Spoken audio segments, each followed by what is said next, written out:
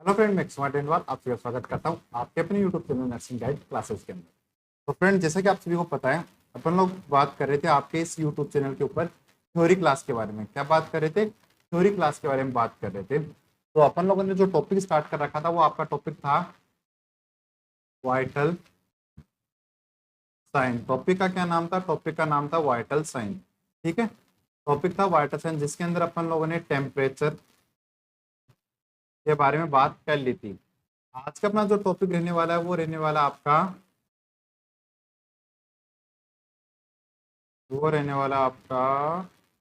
Blood pressure. क्या रहने वाला है? Blood pressure.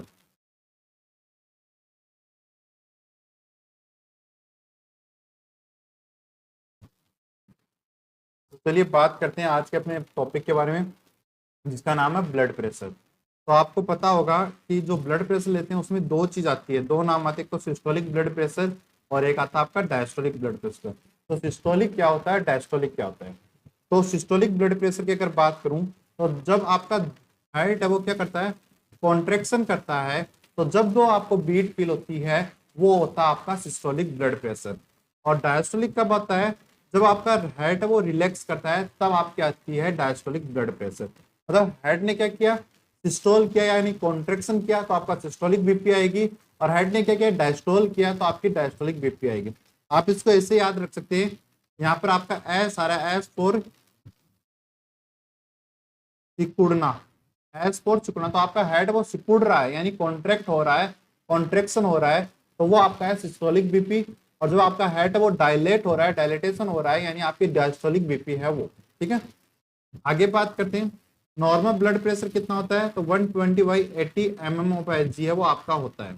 और जो कप्पा के अंदर बात करें, किलो पास्कल की बात करें, तो 16/11 आपका क्या होता है, बीपी होता है किलो पास्कल के अंदर। अगर आपको एमएम 120/80 किसके अंदर है, M M of H G के अंदर ही है। और 16/11 किसके अंदर है, किलो पास्कल के अंदर है। दोनों चीजों को आपको याद रखना है।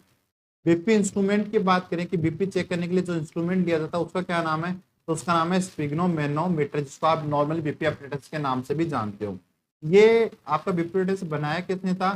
तो वॉन वोसेप ने ये आपका बनाया था। मतलब आपको पूछ सकते हैं कि भाई बीपी एपरेटस किसने बनाया था, तो आप बोलोगे वॉन वोसेप ने ये आपको बनाया था। एक टर्म आती है, वो आती है आपकी पल्स प्रेशर। कि पल्स प्रेशर है वो क्या होता है, तो बता, पल्स प्रेशर क्या होता है, सिस्टोलिक माइनस डायस्टोलिक। यानी सिस्टोलिक बीपी कितनी है आपकी, 120 है। 120 को 80 से निकला माइनस कर दो तो कितने आएंगे, आपका आंसर आ जाएगा 40। तो 40 क्या आपका पल्स प्रेशर है। तो आपसे पूछा जा सकता है कि पल्स प्रेशर क्या होता है, तो पल्स प्रेशर होता है सिस्टोलिक माइनस डायस्टोलिक। क्या होता है, सिस्टोलिक माइनस डायस्टोलिक आपका पल्स प्रेशर है वो रहने वाला है।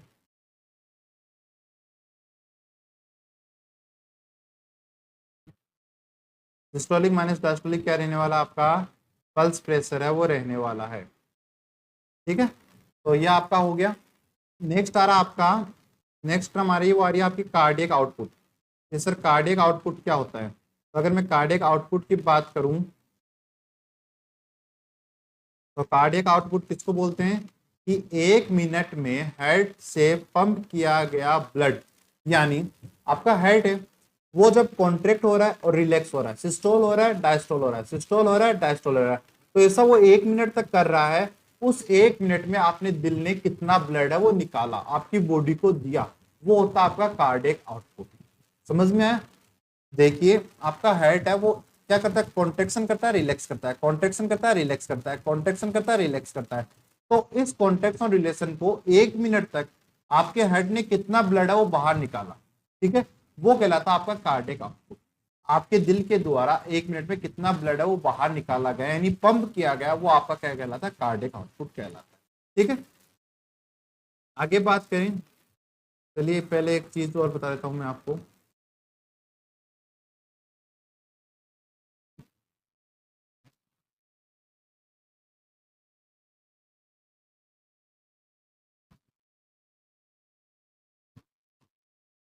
कार्डियक आउटपुट अपन कैसे निकालते हैं, फॉर्मूला क्या होता है कार्डियक आउटपुट निकालने का। चलिए आप लोग कमेंट करें कि सर कार्डियक आउटपुट निकालने का फॉर्मूला ये होता है। चलिए मैं वेट करता हूँ आप लोगों का, और आप कमेंट करें कि भाई कार्डियक आउटपुट निकालने का फॉर्मूला क्या होता है। और आप लोगों के लिए एक और इन्फॉर्मेशन है, जैसे आपकी वाइटल सन की थ्योरी क्लास है वो कंप्लीट हो जाती है, 1-2 दिन में वाइटल सन कंप्लीट हो जाएंगे।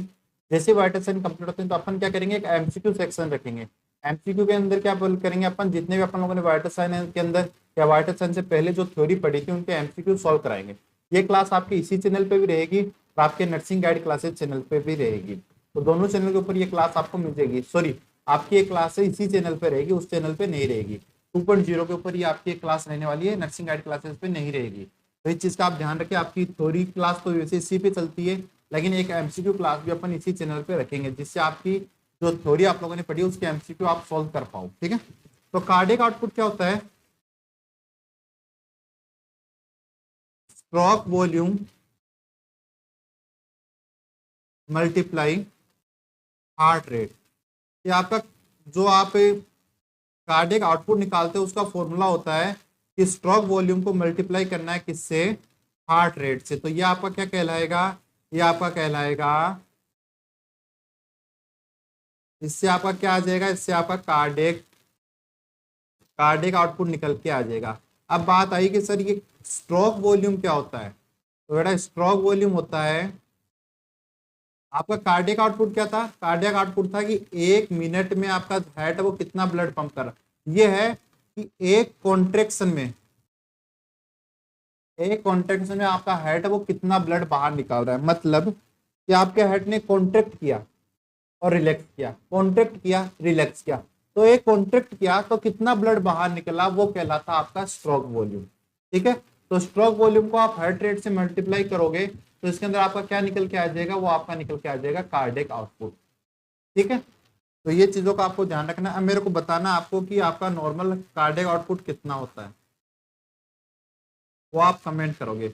मोस्टली हार्ट रेट होती है वो आपकी 72 होती है, और कार्डियक आउटपुट होता है वो होता है आपका 70। सो 70 इंटू 72 आप कर ले, जितना आंसर आ रहा है वो आपका कार्डियक आउटपुट रहने वाला है।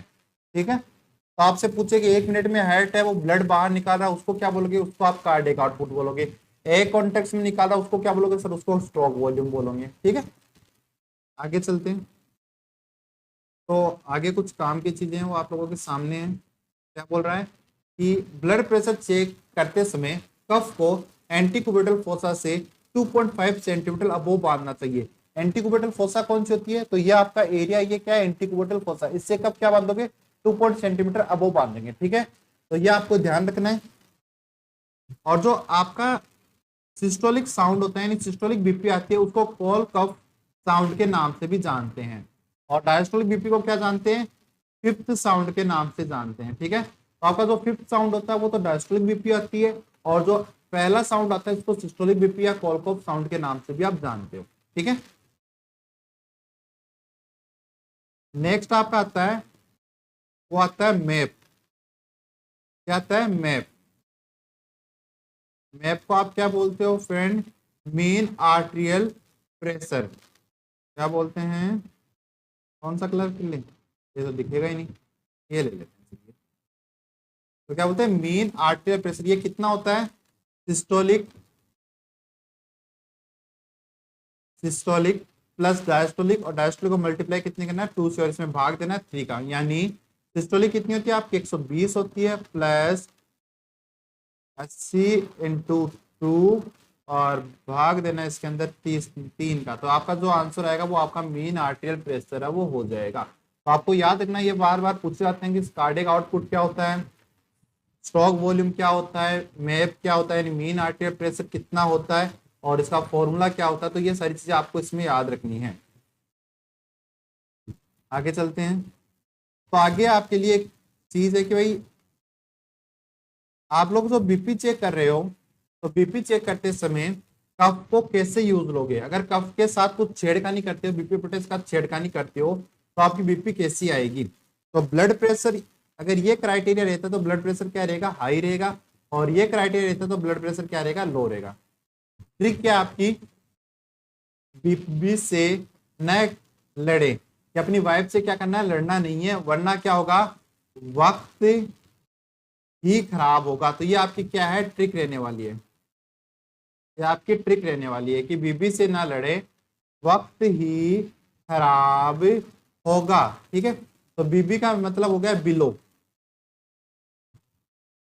वैसे मैंने ये कल परसों ये क्लास अपलोड भी की थी ट्रिक के रिगार्डिंग, जिन बच्चों ने नहीं देखी वो भी देखे। बिलो हो गया। एस का मतलब हो गया स्लो। एन का मतलब हो गया नेरो। मैं पहले लिख देता हूं फिर आपको बता दूंगा। लड़े का मतलब हो गया लूज। ठीक है। डब्लू का मतलब हो गया वाइड। ए का मतलब हो गया अबो। क्यू का मतलब हो गया क्यूब। और टी का मतलब हो गया टाइट। ठीक है? तो कहने का क्या मतलब है, अगर आप अपने बीपी अपडेटर्स को हेड लेवल से बिलो रखते हो, तो आपका आपका हैंड वो हेड लेवल से बिलो रहता है, तो आपकी बीपी क्या आएगी, वो ज्यादा आएगी। बीपी क्या आएगी आपकी, कहाँ गया, बीपी ज्यादा आएगी। ठीक है। अगर आप क्या करते हो, स्लो करते हो, आप डिप्लेट क्या करते हो, स्लो करते हो, अपने वाल को क्या करते हो, धीरे धीरे खोलते हो, स्लोली स्लोली खोलते हो, बहुत ज्यादा स्लो खोलते हो, तो आपकी बीपी क्या आएगी, ज्यादा आएगी। ठीक है। और अगर आप क्या करते हो, हाँ,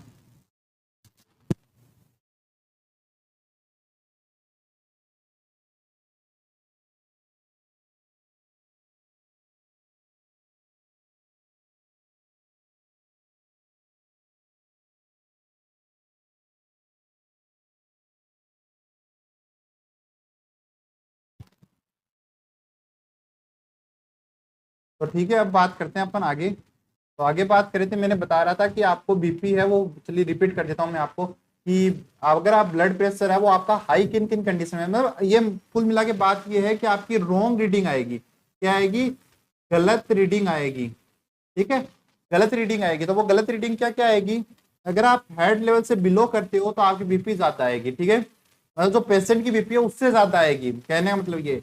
और स्लो डिफ्लेट करते हो तो बीपी ज्यादा आएगी। नेरो कप का यूज करते हो तो बीपी ज्यादा आएगी।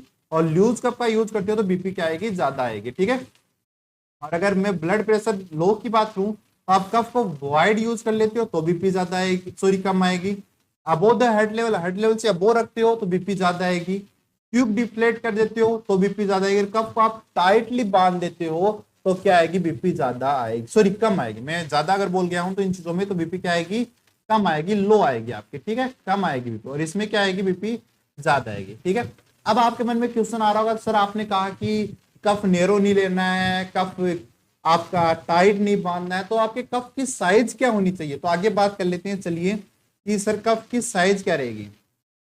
तो ये आपके कप की साइज रहने वाली है। मैं एक बार पानी पी लेता हूँ, इतने आप इनको देख के नोट डाउन करना चाहे तो नोट डाउन करें।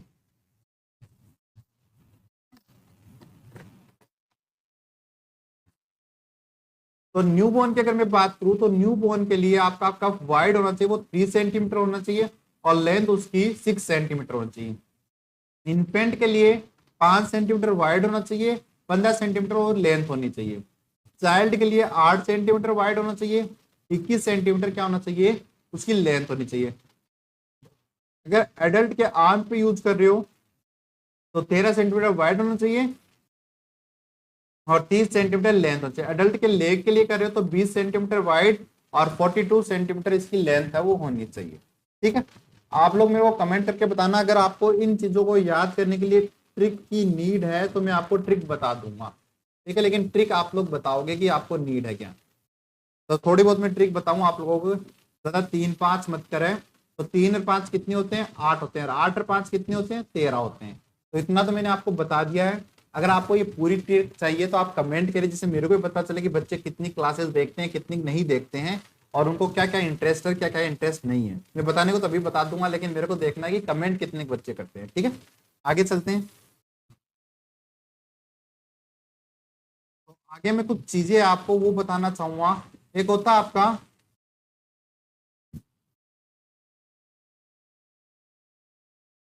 Ortho hypotension. मतलब अगर इंडिविजुअल है वो क्या कर रहा है, सिटिंग कंडीशन में है, और सिटिंग से वो अगर स्टैंडिंग कंडीशन में जा रहा है, या अपनी पोजीशन, इसको पोस्चुरल हाइपरटेंशन के नाम से जानते हैं। Postural, sorry hypotension. Postural hypotension मतलब आप अगर अपनी पोजीशन चेंज कर रहे हो तो उसमें आपकी बीपी क्या होती है, आपकी बीपी आती है वो डाउन आती है, इसको बोलते हैं पोस्चुरल हाइपरटेंशन, ठीक है। और कितनी आ सकती है, तो आपकी सिस्टोलिक तो 20 mm ऑफ एच आ सकती है, और डायस्टोलिक है वो 10 mm ऑफ एच आ सकती है, इतनी कम हो सकती है, ठीक है। तो इन चीजों का आपको ध्यान रखना है। तो इसी के साथ आपकी जो ब्लड प्रेशर है उसकी क्लासेस है वो कंप्लीट हो जाती है। ब्लड प्रेशर के रिगार्डिंग जो काम की चीज थी वो मैंने बता दी आपको। तो अगर आपको आज की क्लास अच्छी लगी तो क्लास को लाइक जरूर करें, और चैनल पे नहीं हो तो चैनल को सब्सक्राइब करें। अगर आप हमारे नर्सिंग गाइड क्लासेस चैनल को भी सब्सक्राइब करना चाहते हैं तो उसको भी आप सब्सक्राइब कर सकते हैं, ठीक है। Thank you friend.